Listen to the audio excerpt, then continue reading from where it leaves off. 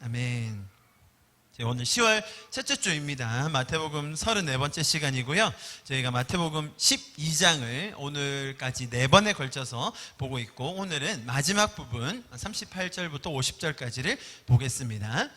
여러분, 12장은요 예수님의 세력이 커지는 것을 시기하면서 경계했던 종교 지도자들이 딱 안식일이 되니까 예수님의 무리를 향해 시비를 거는 장면으로 시작되었습니다. 그들에게는 자기들의 기득권을 유지하게 해주는 도구가 안식일이었기 때문에 그것을 빌미 삼아 당사자인 예수님과 또 제자들에게도 다방면으로 공격을 가했습니다. 자, 그때 예수님은 안식일의 참된 의미, 또 안식일의 주인이신 인격적이신 예수님의 모습을 보여주셨죠. 자, 그러면서 그들의 회당으로 들어가셔서 그들과 소통하시고 대화하시고 많은 병자들을 고쳐주셨습니다. 그때마다 상한 갈대와 같은 우리들을 세워주시고 또 꺼져가는 등불과 같은 우리를 다시 살려주시는 우리 구원자의 놀라운 모습을 설명해 주셨습니다. 귀신 들린 사람을 고쳐주니까 종교 지도자들은 이번에도 마찬가지로 어거지를 써가면서 예수님의 능력과 그분의 일하심을 폄하하려고 했습니다. 그 내용이 뭐였죠? 예수님께서 귀신의 우두머리인 사탄과 결탁을 했다는 것이었죠. 예수님께서는 그렇게 얘기가 나온 김에 그들에게 하나님 나라의 원리뿐만 아니라 또 사단의 최후까지 다 자세하게 풀어서 설명해 주셨습니다. 그것이 지난주의 내용이었습니다.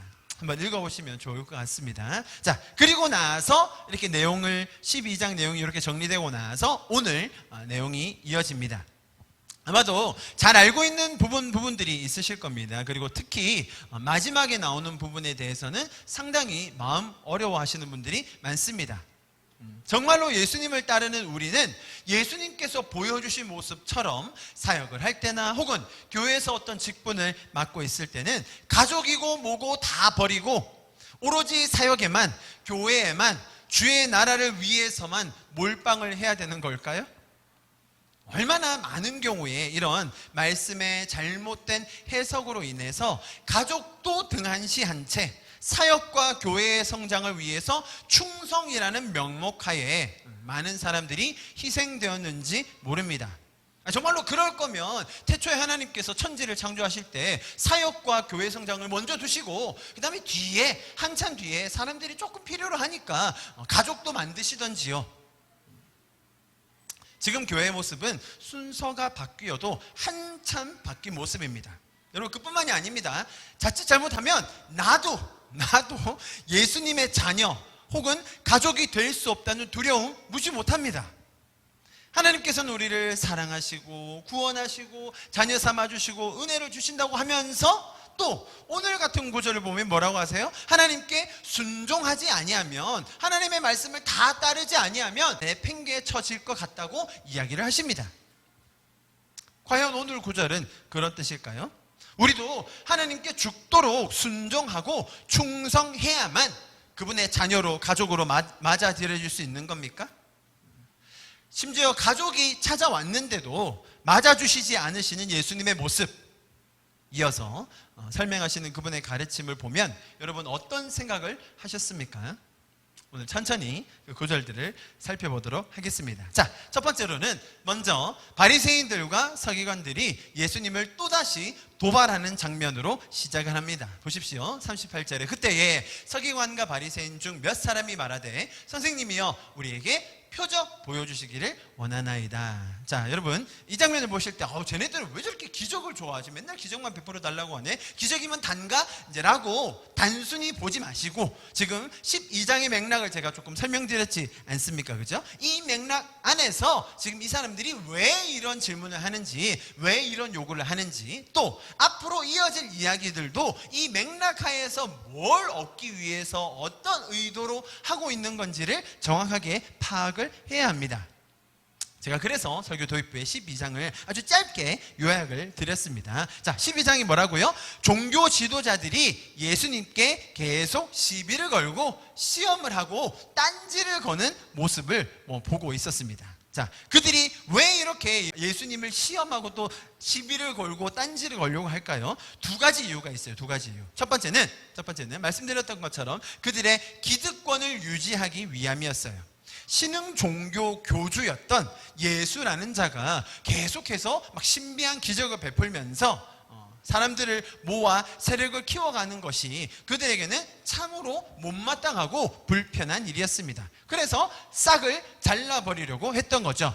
할 수 없는 일, 대답하기 어려운 질문들을 하면서 예수님을 곤란하게 만들려고 했던 겁니다. 자, 거기에 대해서 한 가지 면을 더 살펴볼 수 있어요. 첫 번째는 그들이 경계했다라는 것이고요. 두 번째로는 유대인들에게는 메시아 대망 사상이라는 그 정서가 그 민족 깊이 뿌리 박혀 있었습니다. 자기들을 구원해줄, 엄밀히 말하면 자기들만 구원해줄 정치적 힘이 있고 거기에 대해서 초월적인 신적인 능력을 가진 존재가 올 것이라는 것을 굳게 믿고 있었죠. 메시아 대망 사상, 대망이 뭐예요? 오매불망 그분이 오기만을 기다리는 거예요. 그분은 언제 오시나? 우리 민족의 억압은 언제 끝나나? 우리는 언제 자유함을 얻고 언제 이 땅을 다스리게 되나? 라는 그런 기대감과 간절함을 항상 가지고 있었다는 겁니다. 자, 여러분, 지금 이 표적을 보여달라고 요구를 했던 서기관들, 바리새인들도 비록 민족들이 억압받는 그런 상황에 있었죠. 그 와중에서도 그들은 자신들의 입지를 다져서 지도자 역할을 하고 있었습니다. 그러나 그럼에도 불구하고 이 메시아 대망 사상은 잘 알고 있었죠. 그들은 신흥 종교 세력을 견제하면서 그들의 세력을 무너뜨리려고 시도하는 한편 또 마음속 한 구석에서는 저 예수라는 자 좀 이상하다. 우리가 지금까지 여태껏 많은 자칭 메시아들을 보았지 않는가. 그런데 저는 좀 다른 것 같아. 뭔가 좀 다른 것 같아. 가르침과 기적 베푸는 수위가 좀 다른 것 같아.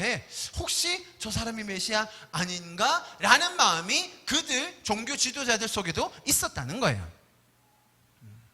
자, 그래서 이 맥락 하에 이들이 지금 던지는 요구를 잘 봐야 됩니다. 맥락이 뭐라고요? 첫 번째, 이들이 왜 이런 요구를 한다고요? 첫 번째, 견제하기 위해서. 두 번째, 궁금증 때문에 예수님이라는 분이 도대체 어떤 분인지, 신흥 종교 세력 잠깐 일어섰다 없어지는 지금까지 봐왔던 그런 수많은 메시아들이 있었거든요. 자칭 메시아들. 그들처럼 없어지는 자라면 야, 표적 보여봐. 못하지? 저리 꺼져 라고 말할 것이고, 만약에 그렇게 했는데 정말로 일으켜버리면 이 사람이 진짠가? 라고 또 의심할 수도 있는 거겠죠.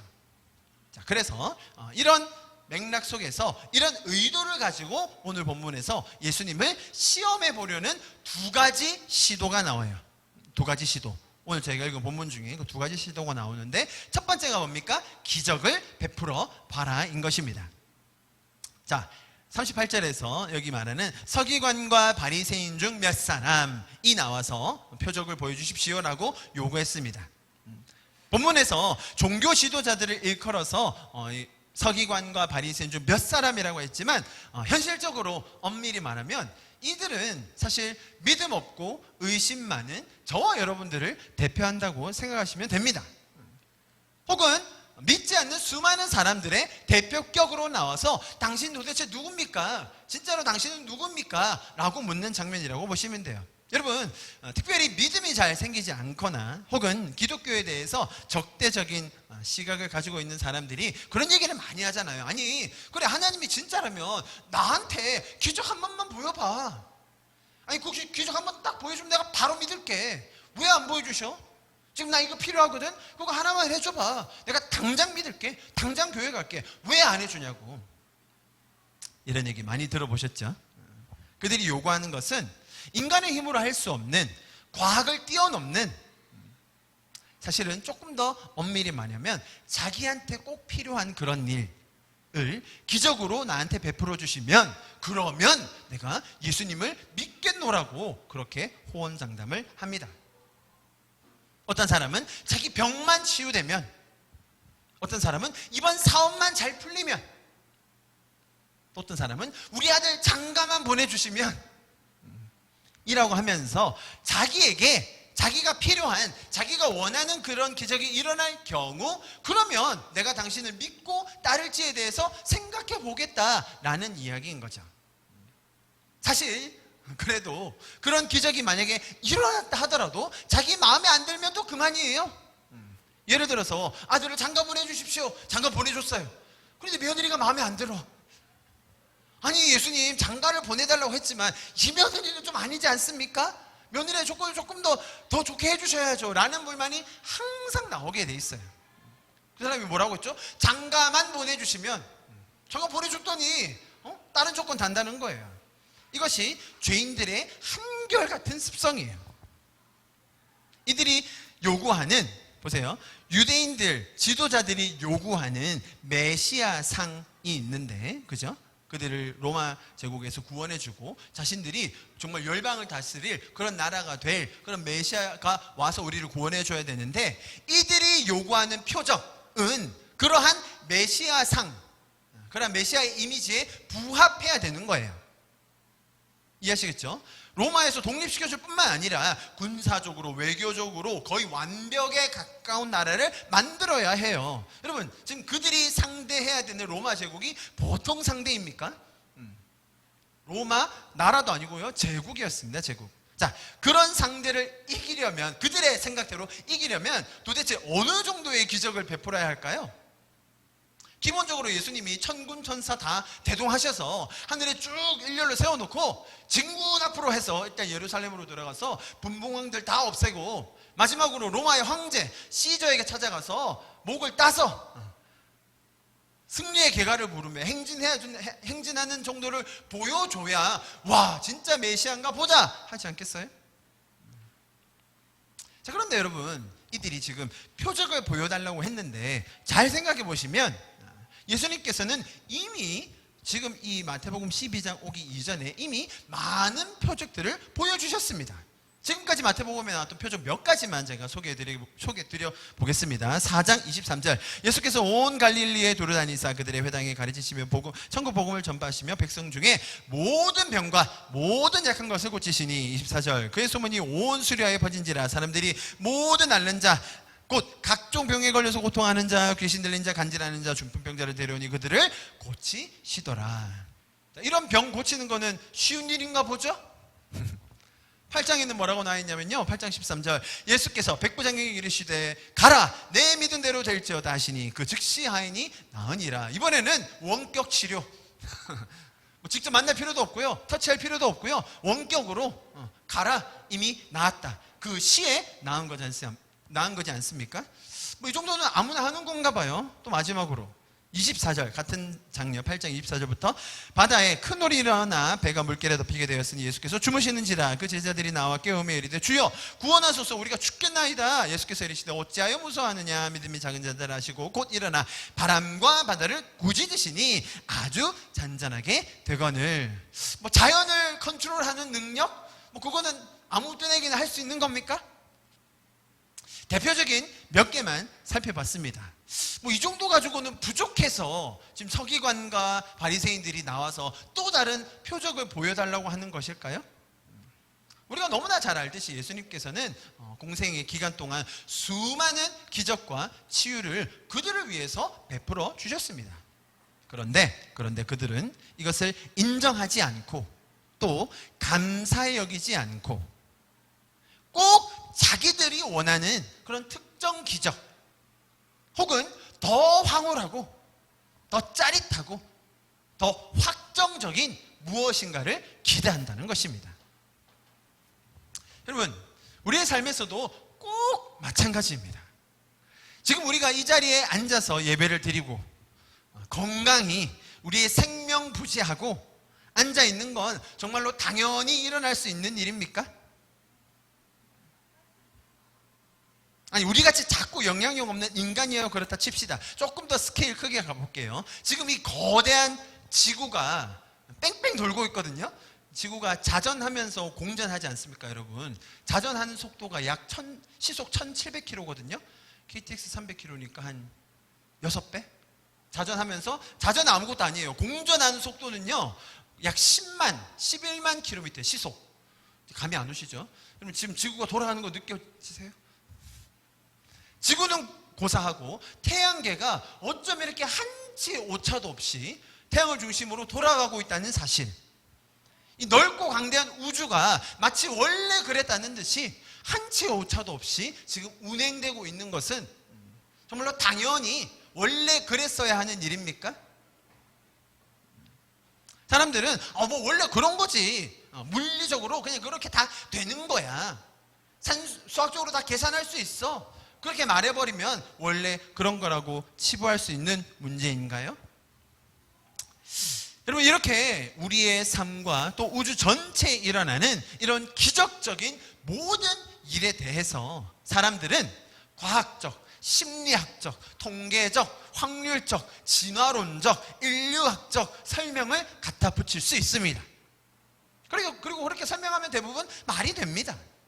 아니, 심지어 죽은 사람이 살아났다고 하더라도 그들은 의학적인 설명을 덧붙여서 이건 이렇게 해서 되는 거야 라고 설명을 붙일지도 모르겠습니다. 잘 보십시오, 여러분. 그렇기 때문에 문제는 그들이 바라고 있는 그런 기적의 유무 혹은 기적의 강도가 아니라 그들의 심중에 하나님을 향한 태도가 어떤 것인가가 훨씬 더 중요하다는 것입니다. 바리새인들과 서기관들이 똑같이 했습니다. 예수님이 귀신 들려준 자를 치료해 주셨습니다. 그러니까 사람들이 와, 이가 메시아가 아닌가라고 했더니 바리새인들이 뭐라고 설명했어요? 그거 사단과 결탁해서, 바알세불과 결탁해서 그렇게 되는 거야. 그거 원래 그런 거야 라고 하면서 어거지를 씌우며 자기들만의 논리를 펴서 설명한다는 거예요. 어쩜 이렇게 죄인들은 한결같이 똑같은지 모르겠어요.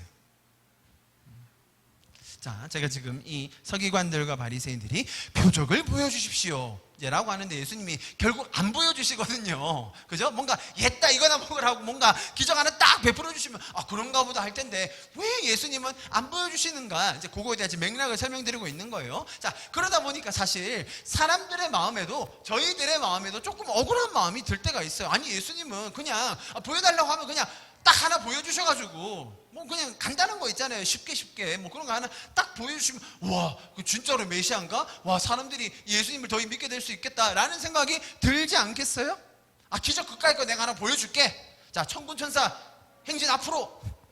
그러면 그 군인들 열병식 하는 거 보셨죠? 네? 줄 딱 맞춰가지고 가면서 예수님 앞에 딱 서가지고 천사들이 다 같이 경례를 필승하면 얼마나 멋있겠어요. 사람들이 야, 저 천사가 이분께 오하이를 맞춰서 열병을 보이면서 경례를 하네 라고 하면 사람들이 다 믿지 않겠냐는 거예요. 뭐 그런 건 고사하고 우리에게라도, 아니면 안 믿는 사람에게라도 딱 나타나 보이셔서 그냥 면전에 대고 야, 내가 하나님이거든 한마디만 딱 쏟아부어 주시면 사람들이 믿을 것 같은데 왜 하지 않으시냐는 거예요. 좀 그런 억울한 마음이 있는 것 같아요. 자, 그렇게 안 하시니까 사람들은 야, 너희가 믿는 그분 메시아 맞아? 하나님 맞아? 아니구만. 장판 깔아주니까 안 하시구만. 그게 뭔 메시아야 라고 야유를 보냅니다. 자, 여러분, 오늘 장면에서도 그랬고요, 앞으로도 계속 그럴 거예요. 십자가상에서도 그랬어요. 내려와봐라. 십자가에 달린 당신 내려와 보라고. 그러면 우리가 믿겠다고. 항상 자기들이 원하는, 자기들이 보고 싶어하는, 자기들에게 꼭 필요한 그것만을 원해요. 사실 여러분, 만약에 제가 그런 예를 드렸지만 진짜로 천사들이 행렬을 맞춰서 막 자기들 앞에서 우르르 지나가면 그 중에 뭐라고 할 사람이 있는 줄 아세요? 예수님, 저기 천사들 줄이 안 맞네요. 뭐 훈련 제대로 시키신 거 맞아요? 가지고 있는 무기 최신 무기 맞습니까, 주님? 핵무기 대항할 수 있어요? 제가 지금 어떤 말씀 드리려고 하는지 아시겠죠? 아무리 자기가 원하는 기적 혹은 수위가 높은 기적을 보여준다 한들 항상 그 안에 새로운 요구, 새로운 불만, 그들만의 또 다른 필요한 것들이 항상 죄인들에게는 나오게 되어 있다는 겁니다. 그것을 우리가 기억해야 됩니다. 여러분, 그럼에도 불구하고 저는 이 장면을 보면서 이 사람들의 마음도 이해해야 된다고 생각합니다. 아니, 막말로 그 사람들이 믿기 위해서, 제가 두 가지로 말씀드렸는데 하나는 견제하는 것, 또 궁금증. 그들이 정말로 믿고 싶은 사람도 있을 거거든요. 확인하고 싶은 마음도 있을 거거든요. 그런 의도로 물어본다면 한번 보여주셔도 괜찮을 것 같아요. 자, 그런데 또 문제는 뭐냐면 우리 주변에, 우리 믿는 사람들 주변에 이런 식으로 예수님을 믿는 사람이 꽤 많다는 거예요. 정말로 사소한 기적 하나 때문에 예수님을 덜렁 믿어가지고 그냥 잘 믿고 계신 분들이 많아요. 그 대표적인 예가 방언 아닙니까? 방언 한번 받아버리면 뭐 그냥 하늘을 떠다니고, 야, 예수님 살아계시다고 막 그러면서 방언만 받으면 다 된다고 말하는 사람이 꽤 많습니다. 교단적으로 그런 운동을 하시는데도 있어요. 방언만 받으면 된다. 방언은 일단 받아야 된다. 자, 여러분, 제가 항상 균형을 잡지 않습니까? 제가 지금 방언이 나쁘다고 말하는 거 아니죠, 그렇죠? 기적이 나쁘다고 말하는 거 아닙니다. 그렇게 예수님의 인격성을 배제한 채, 예수님과 우리와 가지는 인격적인 관계 없이 기적만을 가지고 믿기 시작하면, 그러면 꽤 많은 문제가 생긴다는 걸 꼭 기억해야 됩니다. 이해하시겠죠? 예수님이 기적을 베푸신 이유도 사실은 그 뒤에 예수님과 인격적인 관계를 시작하기 위함이지, 기적만 보면 다른 사람들이 다 예수님을 믿는다? 그러면 수많은 사람들이, 그렇게 많은 사람들이 병을 다 치유받고 귀신이 쫓겨나고 중풍병도 다 나았어요. 그 사람들 십자가 지실 때, 예수님께서 십자가 매달릴 때 어디 있었대요? 나를 살려주신 분, 내 병을 치유해 주신 분, 내가 저분을 위해서 목숨을 바쳐서 저분을 사수하리라, 그런 놈 한 놈이라도 있었냐고요. 와, 내가 이번에 저분한테 가서 치유받았는데 아마 다음번에 나올 그분한테도 있었으면 나도 그분한테도 치유받았을지도 몰라라는 생각이 당연히 든다는 거예요. 십자가에 달린 그 예수님을 보면. 자, 동일하게 기적이나 표적을 통해서 이런 신앙을 가지게 된 사람들은 만약에 다른 곳에 가서 더 큰 기적과 표적을 보면 어떻게 할 겁니까? 그래서 맨날 서로 싸우잖아요. 너희 신이 세냐? 우리 신이 세냐? 너희 신은 어떤 기적을 베풀 수 있냐? 우리 신은 이런 기적도 베푼다 라는 것이 종교마다의 자랑이 돼버렸어요. 문제는 기독교가 그걸 자랑하고 있다는 거예요. 그럼 제가 허심탄회하게 아주 정직하게 말씀드립니다. 기독교에서 기적 경험하는 게 타종교에서 경험하는 것보다 훨씬 어려워요. 제가 목회자로서 많은 연구를 하고 있지 않습니까? 기독교보다 훨씬 더 쉽고 편리하고 짧은 기간 안에 기적 경험할 수 있는 건 많아요, 여러분. 기독교가 기적 경험하기 훨씬 어려워. 기도를 얼마나 하라고 시키는지, 금식을 또 얼마나 많이 해야 되는지, 다른 데서 그거 안 해도 되거든요. 제가 근거 없는 얘기를 드리는 게 아니라 정말로 더 많은 경우에 기적을 경험할 수 있는 것들이 많이 일어나고 있어요, 여러분. 만약에 기적이 우리 기독교의 근간이라면, 우리 신앙의 근간이라면 굉장히 많은 문제를 초래하게 된다는 거예요. 예수님은 그렇게 이런 식으로 접근하고 있는 사람들의 이 사고방식, 또 믿음을 쌓아가는 토대 자체가 잘못된 것을 지적해주고 계신 거예요. 이해하시겠죠? 자, 예수님께서 이렇게 표적을 원하는 죄인들의 모습을 보고 뭐라고 표현하셨습니까? 이렇게 표적을 원하는 세대를 뭐라고 부르셨어요? 악하고 음란한 세대다. 이것이 죄인들의 마음을 잘 표현해 주는 거예요. 자, 이 사람들의 요구가 뭐냐면 기적을 베푸는 것을 보고 그걸 보여주시면 그걸 가지고 판단하겠다는 거잖아요. 일단 기적, 어떤 퍼포먼스, 눈에 보일 수 있는 결과치에 따라, 성과에 따라 내가 보고 결정하겠다는 거예요. 다른 데서도 기적 베풀거든요. 다른 데서도 어느 정도 하거든요. 그 여러 가지 비교해봐서 내가 좋은 쪽으로, 내가 더 유리한 쪽으로, 내가 더 큰 유익을 얻는 쪽으로 내가 결정하겠다는 거예요. 그것을 예수님은 뭐라고 이야기하셨어요? 악하고 음란한 태도이다라고 지적하시는 거예요. 예수님을 알지 못하는 대부분의 사람들은 여러분 많은 경우에 이런 기준을 가지고 살아갈 수밖에 없어요. 심지어 가장 인격적으로 행해져야 할 결혼에 있어서도 누가 더 돈을 많이 버는지, 누가 더 나를 만족시켜 줄 것인지에 따라 상대를 정하곤 합니다. 직장 생활은 말할 것도 없죠. 모든 사회가 그런 기준에 따라 움직이기 쉽습니다.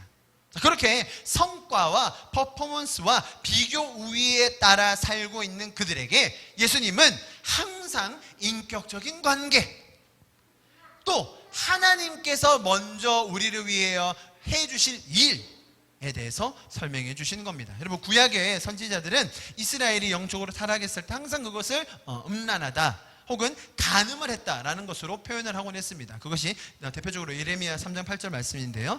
내게 배역한 이스라엘이 간음을 행하였으므로 내가 그를 내쫓고 그에게 이혼서까지 주었으되 그의 반역한 자매 유다가 두려워하지 아니하고 자기도 가서 행음함을 내가 보았노라.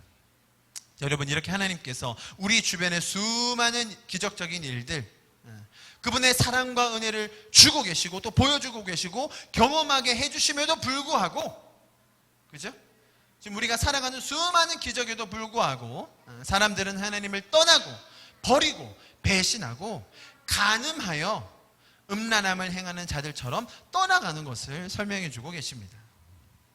그렇게 하나님을 떠난 사람들이 만들어내는 결과가 지금 우리가 사는 세상이죠. 자, 그런 그들에게 예수님이 주신 답이 무엇이었습니까? 그것이 바로 요나의 기적밖에는 내가 보여줄 것이 없다라고 하셨죠. 요나가 물고기 속에 있었던 것처럼 바로 설명을 위해서 뭐라고 하십니까? 인자가, 내가 하나님의 아들이 너희를 대신하여 땅속에 머무르며 너희가 책임져야 할 그 죄악의 결과를 내가 대신 감당할 것이다.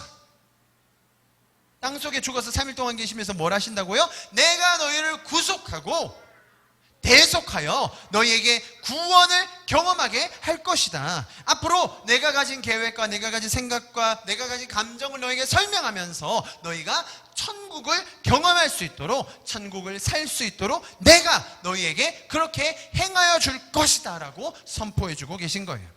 요나의 표적밖에 보일 것이 없다라고 말씀하셨을 때는 그것이 뭔가 부정적인 뉘앙스로 했다 이거나 먹고 떨어져라 이런 말이 아니라 요나의 기적이면 충분하다. 그리스도가 하나님의 아들이 죽어 장사하여 너희를 구원하는 그것이면 충분하다. 다른 표적이 아니라 그 표적이면 된다라고 이야기하시는 거예요. 왜 그러냐면 사람들은 예수님을 시험해 볼 수 있는 방법으로, 수단으로서 표적을 구했어요. 그죠? 그런데 여러분, 구약에 보시면요, 그런 사건들 천지예요. 하나님 이거 한번 해보이시죠? 하나님 다 해주셨어요. 하나님 우리 이거 필요합니다. 다 해주셨어요. 심지어 바다도 가르시고 하늘에서 먹을 걸 내려주시고 양털을 젖었다 말렸다 다 해주셨어요. 사람들이 시험 해보는 대로 다 해주셨다니까요. 구약에 그렇게 다 나와 있습니다. 자, 그리고 그 결과가 어땠습니까? 그거 가지고는 사람이 변화되지 않는다는 거예요. 그거 가지고는 사람이 마음의 중심이 변하지 않는다는 거죠. 그것을 아시는 주님께서 이제는 스스로 죽어주심으로, 구원해 주심으로 그들에게 삶 속에서 당연히 느끼고 경험하고 누리며 나눌 수 있는 그 놀라운 구원의 기적을 먼저 내가 너희를 위하여 만들어 주겠다라고 약속해 주고 계신 거예요. 그들이 표적을 구할 때 예수님께서는 구원자로서 스스로 할 일에 대해서 선포를 해주시는 거예요. 이것이 기독교의 놀라운 순서입니다. 표적을 보여줘야, 기적을 좀 베풀어줘야, 뭔가 획기적인 방법이 있어야 와, 사람들이 야 대단하다, 여기 뭔가 있나 보다 라고 따라올 것 같다고 우리는 항상 생각을 해요. 하지만 예수님께서는 하나님이 하신 일, 예수님께서 하실 일들을 말해주시고 보여주시면서 우리의 마음이 먼저 변화될 수 있도록 해주시는 거예요. 이것이 기독교의 아주 놀라운 비밀인 것입니다. 예수님께서 먼저 일을 하시는 거예요. 그것을 통해 우리의 마음이 변화를 받고 구원과 천국을 경험하게 되는 것입니다. 여러분, 우리가 경험할 수 있는 가장 큰 기적 중에 기적은 내가 지금 이 순간 하나님이 믿어지고 그분의 사랑이 느껴지고 그분의 계획을 들을 때 눈물이 나고 또 앞으로 그분이 하실 일들에 대한 기대와 소망이 생긴다는 것, 이거 기적 중에 기적입니다. 이것은 내가 노력하고 애써서 얻어낸 것이 아니기 때문에 우리가 자랑할 수도 없고 비교할 필요도 없는 겁니다. 그래서 우리는 날마다 하나님의 은혜를 감사해야 하며 그분과 동행하는 은혜의 하루를 걸을 수 있게 된 것입니다. 이 놀라운 기쁨 속에 살아가는 저와 여러분 되기를 축복합니다. 바로 설명을 이어서 하십니다. 두 구절이 나와 있는데요. 41절, 42절 보시면 이 두 구절이 대꾸를 이루면서 아주 강렬한 메시지를 전달해 줍니다. 이 예수님의 애끓는 호소와 같아요. 유대인들이 잘 아는 사람들의 예를 드셔서 오히려 유대인들이 더 잘 이해할 수 있도록 그들을 설득시키면서 그들을 도와주시면서 설명해 주시는 거예요. 자, 이 구절들을 보십시오. 니느웨 사람들, 41절에요. 니느웨 사람들은 유대인들이 볼 때는 이방인들이에요. 천국에 들어갈 자격이 없는 자들이에요. 그런데 그들이 오히려 너희를 정죄할 거라는 거예요. 왜냐하면 니느웨 사람들은 요나의 한마디를 듣고 회개했거든요. 야, 너희한테 심판 온다. 나 이 말하기 싫은데 너희한테 심판 온다. 그래 라고 하면서 막 왕부터 동물까지 다 죄를 뒤집어 쓰면서 회개하기 시작했어요. 자, 그 니느웨 사람들이 와서 뭐라고 너희를 정죄할 거라고요? 야, 우리는 요나 말 한마디 듣고 회개하고 다 돌아섰는데 지금 요나보다 더 크신 저분이 지금 너희 앞에 있는데 너희 지금 뭐하고 있는 거야? 라고 너희를 정죄할 거라는 거예요. 42절 마찬가지입니다. 솔로몬의 지혜가 그렇게 놀랍다고 해서 사람들이 솔로몬의 지혜라고 하면 껌뻑 넘어가서 남방의 여왕이 그 먼 아프리카부터 건너와가지고 듣고 보고 배우고 갔습니다. 너희가 그렇게 지혜롭다고 여기는 그 솔로몬, 그보다 훨씬 큰 이가 있는데 너희는 지금 나는 이방인으로서 아프리카 여왕으로서 이렇게 먼 길을 찾아와서 그 솔로몬한테 배우고 갔는데 너희는 지금 이렇게 지혜로운 분 앞에 두고 뭐 하는 거야? 라고 너희를 정죄할 거다라고 설명하시는 거예요. 자, 이 말 속에 예수님의 어떤 마음이 담겨 있나요? 요나보다 더 큰 자인 나를 통하여 내가 너희를 구원해낼 것이다. 솔로몬이 지혜롭다고? 너희가 상상도 할 수 없는 그 하늘의 지혜로 내가 너희를 구원할 것이다.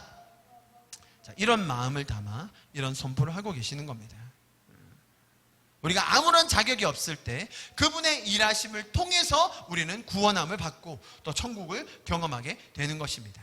자, 동일한 지금 제가 단락을 나눠서 계속 설명하고 있습니다. 바로 이어집니다. 43절부터 45절 말씀, 이것도 잘 아는 말씀이에요. 귀신이 있는데, 귀신 들린 자가 있는데 귀신을 쫓아냈어요. 그런데 나중에 어떻게 돼요? 그 귀신이 갈 데가 없어가지고 나중에 누구한테 다시 들어왔어요? 그 사람에게 다시 들어갔는데 이번에는 어떻게 해요? 그냥 혼자 들어온 게 아니라 더 센, 더 악한 7마리의 귀신을 더 데리고 들어왔다, 뭐 이런 얘기를 많이 들어보셨죠? 자, 이게 뭘 설명하기 위함인가?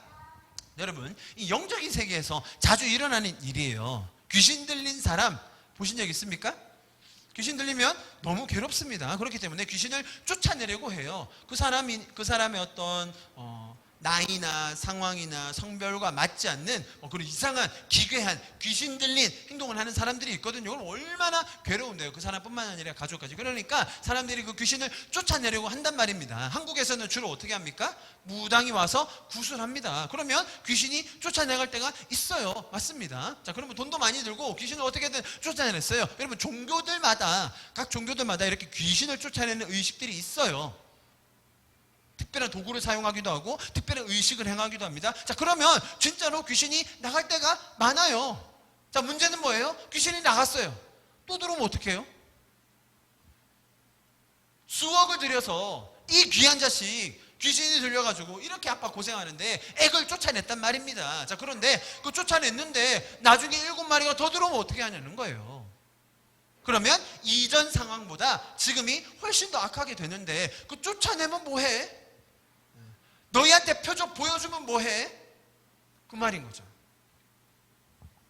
자, 그렇기 때문에 하나님의 계획은 우리가 귀신이 거할 수 없는 하나님의 거룩한 성전으로 만들어주겠다.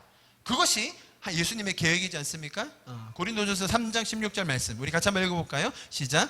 너희는 너희가 하나님의 성전인 것과 하나님의 성령이 너희 안에 계시는 것을 알지 못하느냐. 하나님을 떠난 악하고 음란한 세대들이 아무리 표적을 구하고 기적으로 유명한 곳을 쫓아다닌다고 해도 결국 예수님의 구원의 사역 없이는 결국은 더 안 좋은 상황을 얻게 될 것이 자명한 겁니다.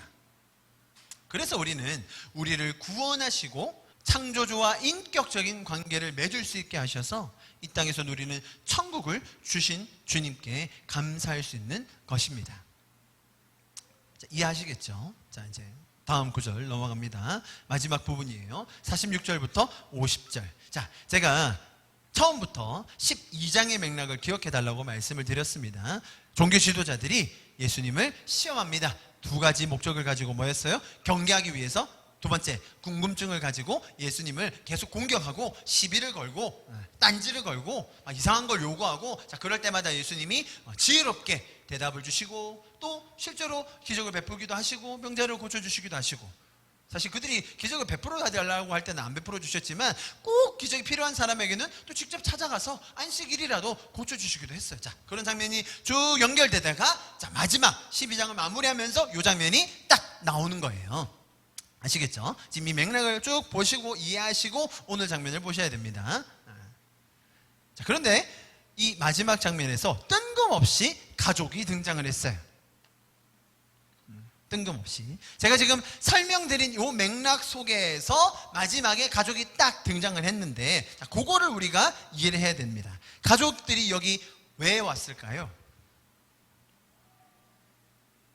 자, 그 생각을 해야 된다는 거예요. 가족들이 왜 왔을까요?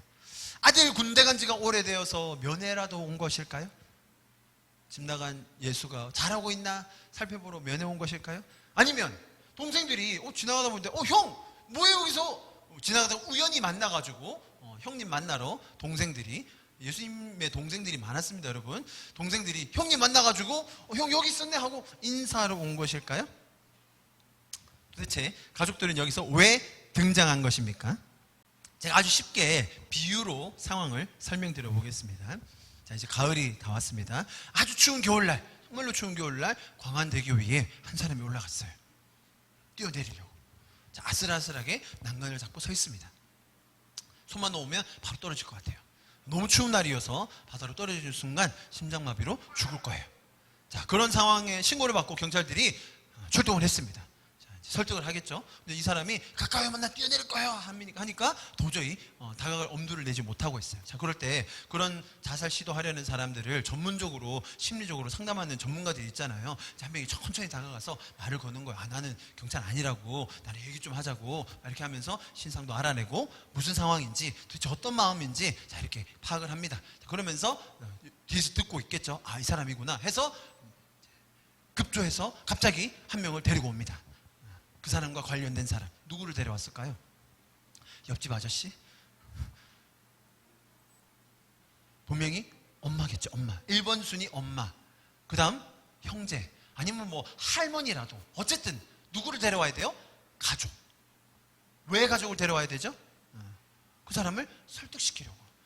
야, 이놈아, 너 지금 거기서 뭐하니? 내가 널 어떻게 키웠는데 돌아와! 라고 어머니가 거기서 가슴을 치면서 막 통곡을 하시면 그 사람이 보고 마음이 울컥하겠죠. 그래, 내가 이러면 안 되지. 자, 그러면서 난간 안으로 들어오는 순간 이제 위에 있던 특수부대가 내려와서 잡겠죠. 자, 여러분, 예수님의 가족들이 왜 왔을까요? 두 가지 추측해 보겠습니다. 두 가지 추측. 1번. 자, 들어보십시오. 예수님의 가족이 지금 여기서 왜 나왔을까? 1번.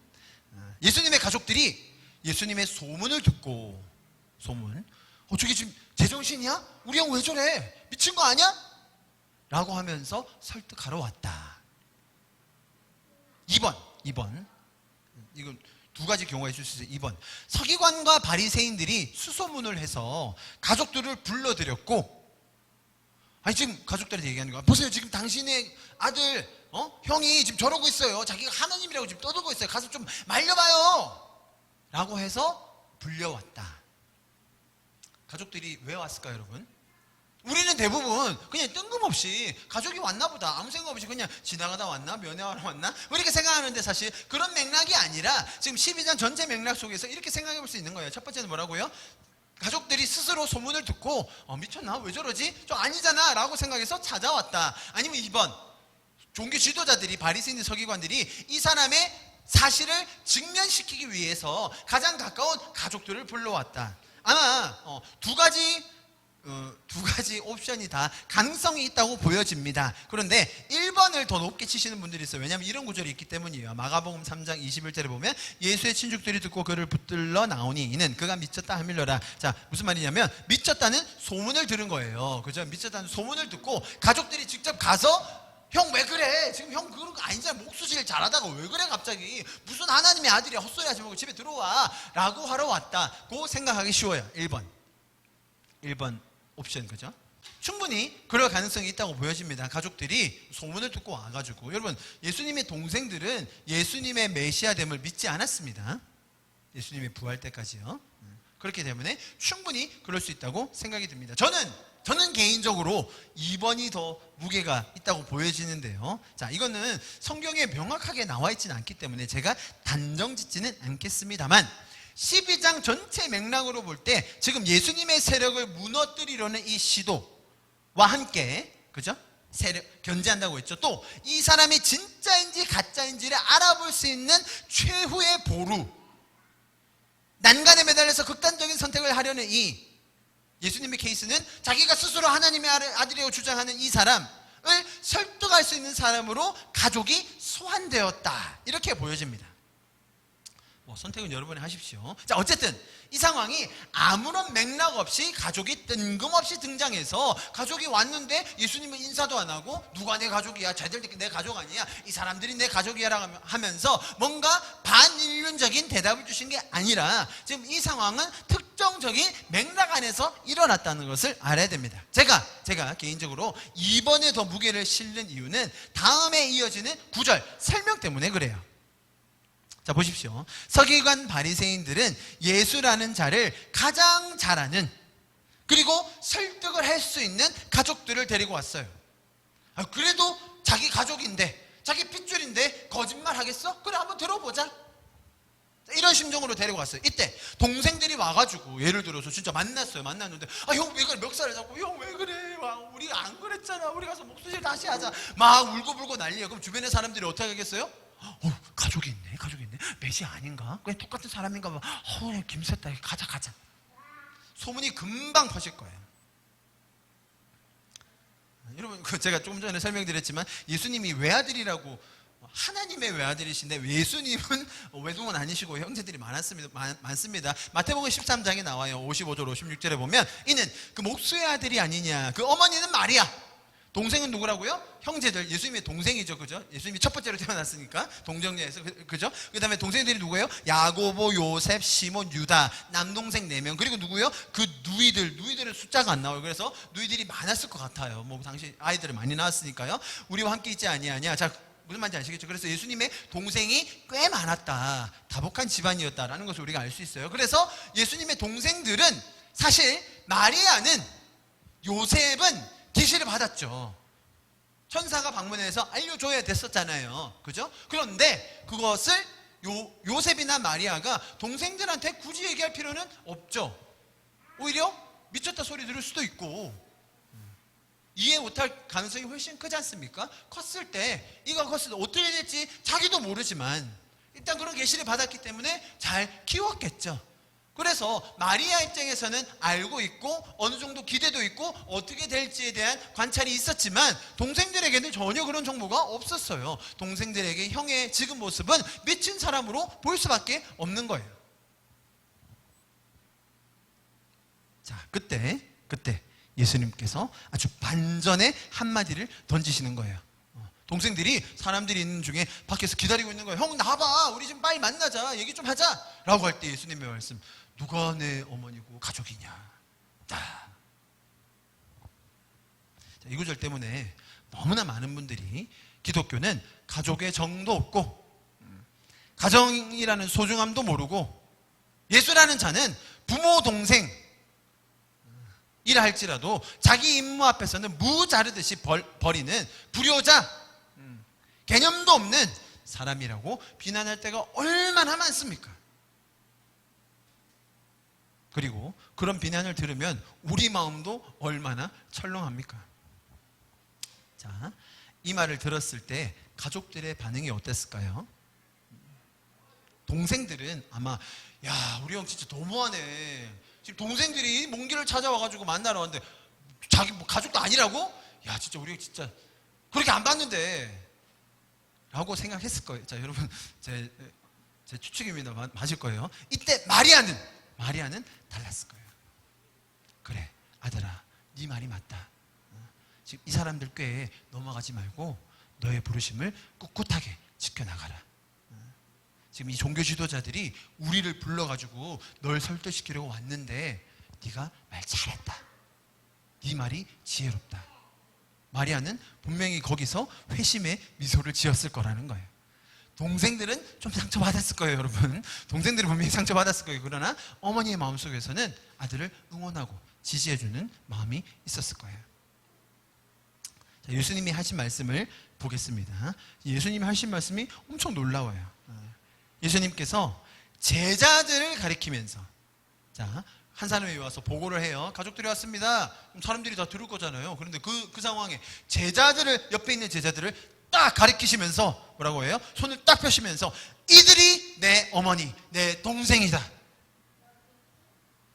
가만히 앉아있던 제자들이 당황해가지고 저희가 그 정도인가요? 저희는 그냥 요즘 장사도 잘 안 되고 소문도 좋으시길래 제가 따라왔는데 가족 황송해하고 있는 거죠. 자, 그런 그들 다른 사람에게는 한 번도 촉망받아보지 못했고 되는 일이라고는 없어서 그냥 이 길을 따라 나와봤던 그들을 자신들도 긴가민가하고 있는 그들을 가르치시면서 예수님께서는 자기들을 조금도 부끄러워하지 않으시고 이들이 내 가족이다 라고 불러주시는 거예요. 그게 49절이었죠. 그죠? 손을 내밀며 가리켜 이르시되. 자, 이어지는 말씀 보세요. 50절. 지금 49절에서 제자들의 이 마음 아시겠죠? 예수님이 딱 지금 이 가족들 저 밖에 기다리고 있고 한 사람이 와서 전했고 사람들이 있고 제자들이 있는데 딱 펼치시면서 가족이다 라고 말씀하시고 그 다음 50절 보세요. 50절. 내 뜻대로 하는 자가 내 형제요 자매요 어머니다. 여러분 지금 이 49절과 50절의 간극이 보이십니까? 제자들이 자기들 보고 가족이라고 하니까 막 너무 황송하고 막 어리벙벙하기도 하고 그러고 있는데 50절에서는 뭐라고 얘기해요? 하나님 뜻대로 사는 자, 다른 번역에 보면 순종하는 자들이 가족이라고 얘기하세요. 자, 그러면 반대로 얘기해 봅시다. 지금 49절 보고 우리가 50절 봤는데 50절은 49절에 적용해 보자고요. 만약에 그렇다면 지금 이 제자들은 예수님의 말씀에 그렇게 잘 순종하고 그렇게 잘 따르고 있어서 가족이라고 칭함을 받았습니까? 아니면 그들이 순종할 가능성이라도 보이고 그런 자질이 되기 때문에 예수님께서 그래 너희 미리 가족이라고 불러줄게 해주신 겁니까? 전혀 아닌 거잖아요. 제자들이 순종했다고요? 제자들이 잘 따랐다고요? 예수님의 말씀대로 살았다고요? 어림도 없는 소리죠. 자, 그런 제자들에게 49절에서 그들을 가르치시면서 부끄러워하지 아니하시고 그들을 세워주시면서 내 가족이다. 이거 얼마나 놀라운 선포입니까? 예수님께서 제자들을 부르시면서 너희가 내 가족이다. 그러면서 50절의 말씀 너희는 하나님의 말씀을 알아가고 순종하는 자가 될 것이다. 그런 사람들이 나의 가족으로 다 머물게 될 것이다 라는 말씀을 해주시는 거예요. 지금 이 말씀은 조건절로 해가지고 야 너희 내 말 다 이루어내고 순종하고 잘 따르는 사람 그 중에 제일 잘하는 애들만 골라서 우리 가족 우리 패밀리로 우리 조직원으로 넣어줄 테니까 너희 알아서 해. 알았어? 정신 똑바로 차리고 살아 라는 뉘앙스로 50절을 말씀하신 게 아니라는 거예요. 그럴 거면 49절이 말이 안 되잖아요. 우리는 50절만 보고 여러분 우리가 순종해야 됩니다. 우리가 하나님의 말씀을 다 알고 다 지켜내야 우리도 가족이 되는 겁니다. 그러면 49절 얘기하시지 마시던지요.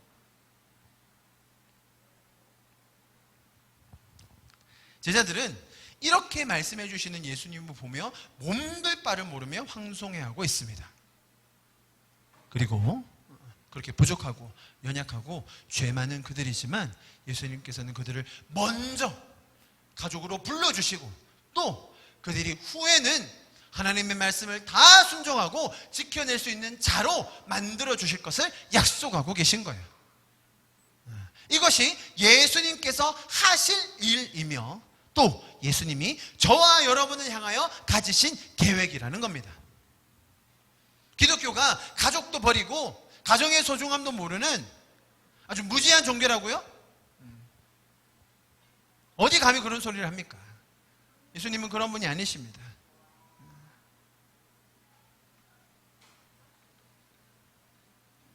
제가 아까 말씀드렸죠. 지금 여기서 오늘 장면에서 굉장히 은혜가 있고 좋잖아요. 지금 여기서 제일 상처받은 사람들이 누구죠?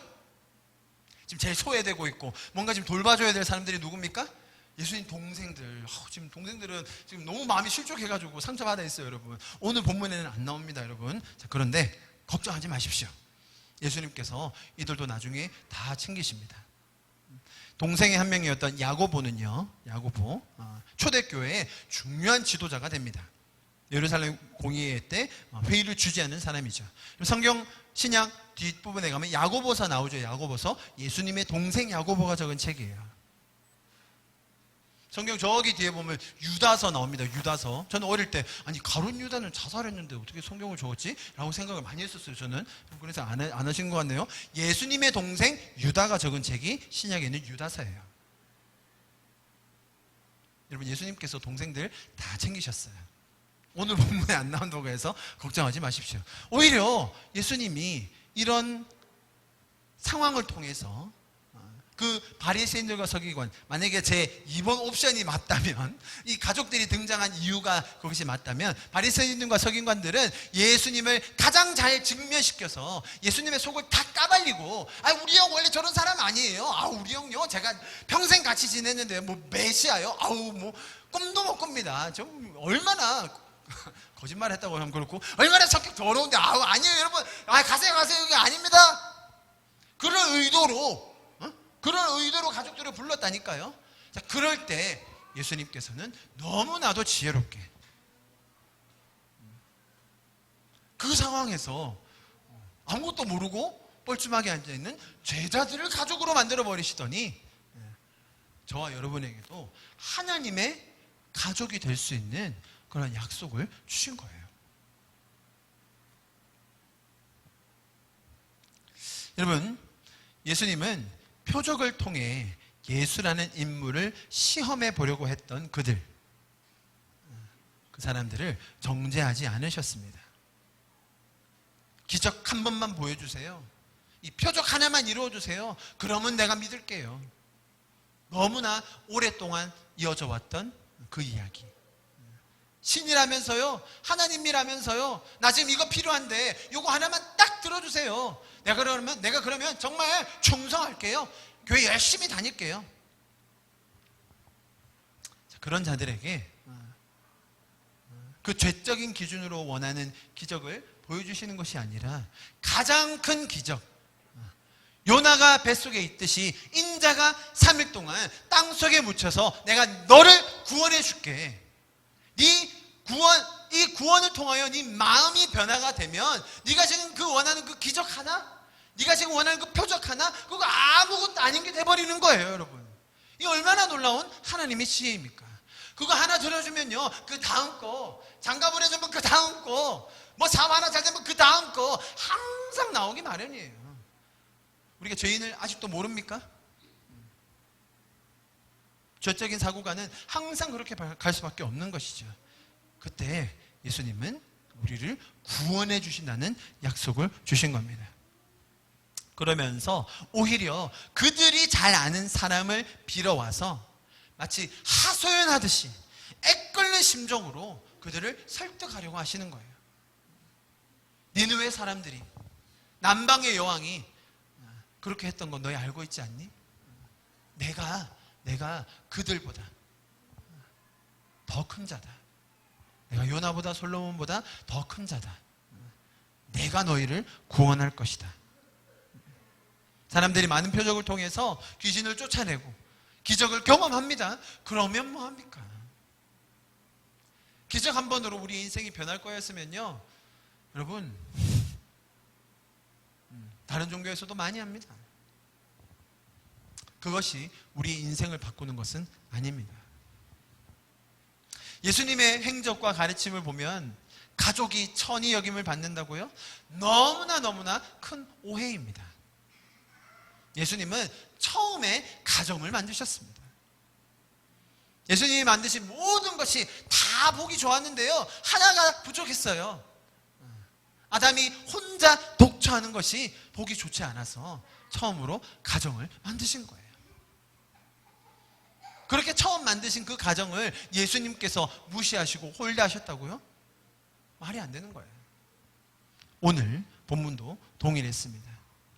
사람들이 자신을 시험하려는 최후의 수단으로, 최후의 보루로 가족들을 데리고 왔을 그때에 예수님은 너무나도 지혜롭게, 또한 그 상황을 더 잘 활용하셔서, 죄적인 사람들로 인해 일어난 그 상황을 더 잘 활용하셔서 아직 너무나도 부족하고 죄 많고 모난 제자들과 같은 우리를 오히려 가족이라고 불러주신 것입니다.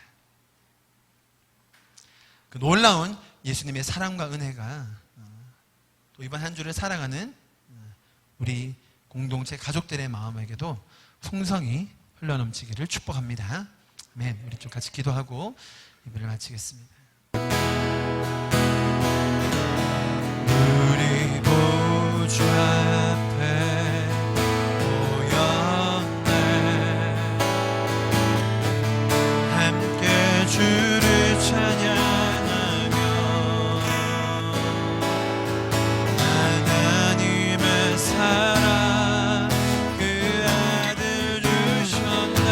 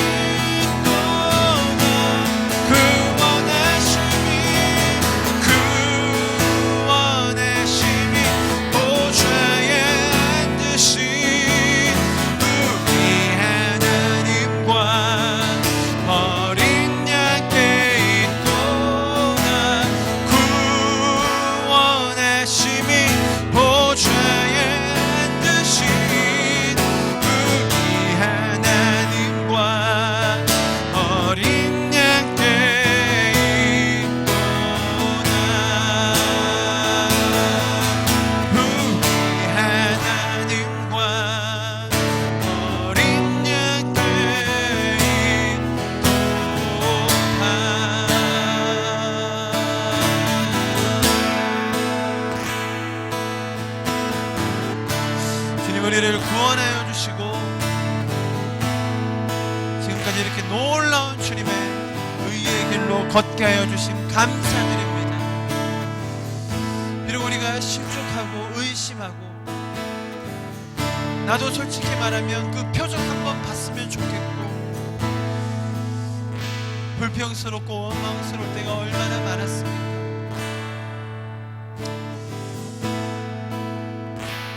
그럴 때 우리를 구원하여 주셔서 그 애끓는 마음으로 기다려 주시고 가르쳐 주시는 주님 감사드립니다. 사실 우리도 모든 것을 다 알고 이곳까지 온 것은 아니지만 우리를 먼저 가족 삼아 주셔서 놀라운 감격 속에 거하게 해주신 주님 감사를 드립니다. 주님과 함께 거하는 그 천국 속에 우리가 날마다 더 거하기를 원합니다. 주님, 이 놀라운 주님과의 인격적인 교제, 이 천국의 삶이 더 나누어지기를 간절히 소망합니다. 주님, 오늘도 말씀을 통하여 우리 가운데 주님을 더 가르쳐 주셔서 감사합니다. 앞으로도 우리를 통하여 더 놀랍게 일하실 주님을 기대합니다. 감사드리며 예수님의 이름으로